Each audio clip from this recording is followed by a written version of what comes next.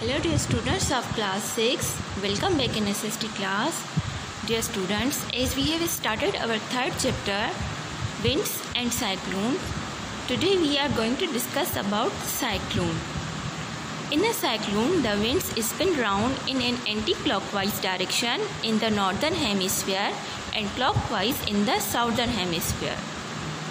Cyclone, अब cyclone में ये होता है कि साइक्लोन में जो हवा है वो पोलर रीजन और ट्रॉपिक की तरफ से जो आती है वो एक दूसरे को मीट करती है। दोनों तरफ से जो हवा आ रही है वो एक दूसरे को मीट कर रही है, मिल रही है।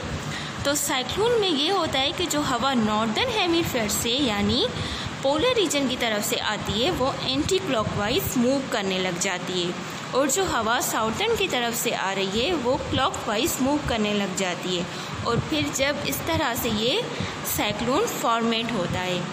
क्लॉकवाइज आप ये समझें कि जैसे आपका जो वॉल क्लॉक है, आपकी जो क्लॉक है, जो वो जब मूव करते हैं, जो टाइमिंग फिरती है वो क्लॉकवाइज होती है और अगर हम इसको उल्टा घुमा दें, वो उल्टा घूमने लगे तो होती है एंटी क्लॉकवाइज। ठीक है, अब एक हवा आ रही है नॉर्थर्न की तरफ से जो मूव कर रही है एंटी क्लॉकवाइज और जो साउथर्न की तरफ से आ रही है वो है clockwise.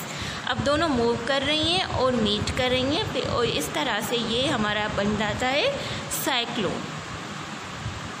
The air pressure on the earth is low.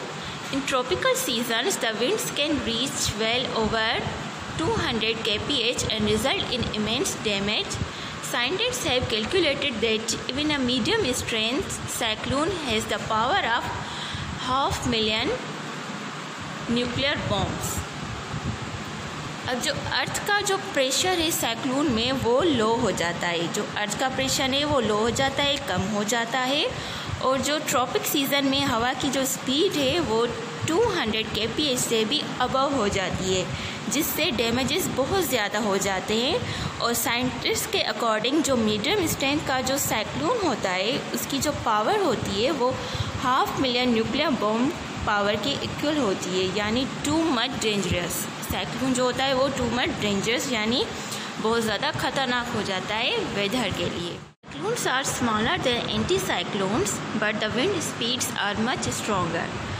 Cyclone anti cyclone से छोटे होते हैं लेकिन उनकी जो विंड स्पीड होती है वो ज़्यादा होती है, वो बहुत ज़्यादा होती है और स्ट्रांग होती है।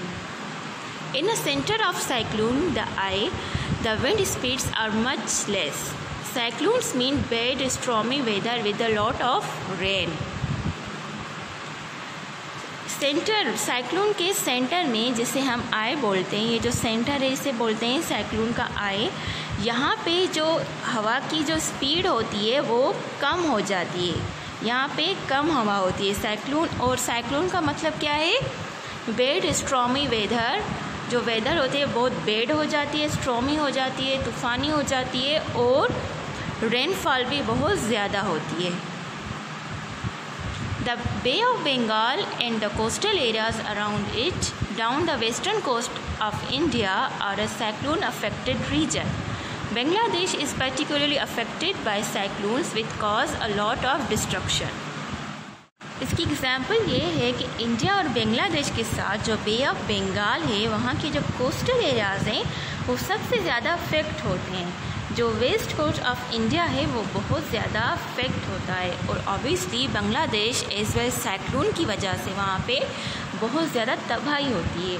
बांग्लादेश में साइक्लोन की वजह से बहुत ज़्यादा तबाही हो जाती है। So actually the cyclones are very bad for the weather. असल में जो साइक्लोन है वो वेदर के लिए बहुत ज़्यादा बुरे साबित होते हैं। Your homework is reading a book page number 13 and answer these questions. Which parts were most affected by cyclones and in which season do cyclones mostly occur? See you in next video. Take care. Allah Hafiz.